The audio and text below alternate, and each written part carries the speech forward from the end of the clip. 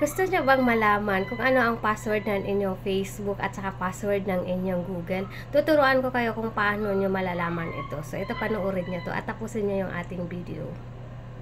Ayan, gagamit na lang ako ng isang cellphone and then papakita ko sa inyo kung paano nyo malaman ang password ng inyong Facebook at saka ng inyong email, for example. Ito. At gusto nyo ring palitan. Dito tayo, pupunta tayo ngayon dito sa settings. Ayan, nakapunta na tayo sa settings. Then hanapin natin yung Google service. Ayan, yung Google. Click natin yung Google. Ayan. Wait lang, matagal. And then, click natin yung all service. Then, nakita na natin, na-click na natin yung all service. Punta tayo sa autofill. And then, autofill with Google yung ating i-click. Ayan o. And, pupunta tayo dito sa Google Password Manager. Ayan, click natin yan.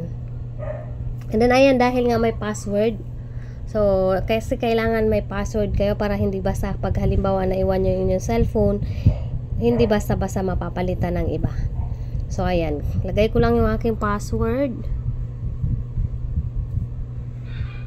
So, ayan na.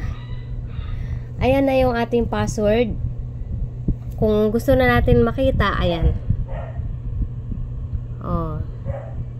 So, ganun lang, ka-easy. And then, kung gusto mong i-edit, mayroon namang nakalagay na edit dyan. Pwede mong palitan yung inyong password or yung kung ano yung ilalagay or palitan mo yung email ng inyong Facebook.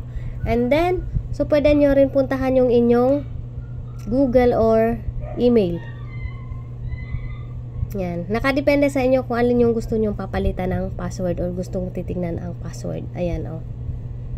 Diba? Pwede mong palitan yan. Kasi i-click mo lang yun, ayan yung parang mata na yan. I-click nyo lang yung parang mata na yan para makita nyo yung inyong password. Siguro alam naman ng lahat yan. So, ganun lang siya ka-easy. Yan. Pwede kayo magpalit ng password. So, yun lang yung aking ma-share. Sana nakatulong ito sa inyo. Thank you for watching.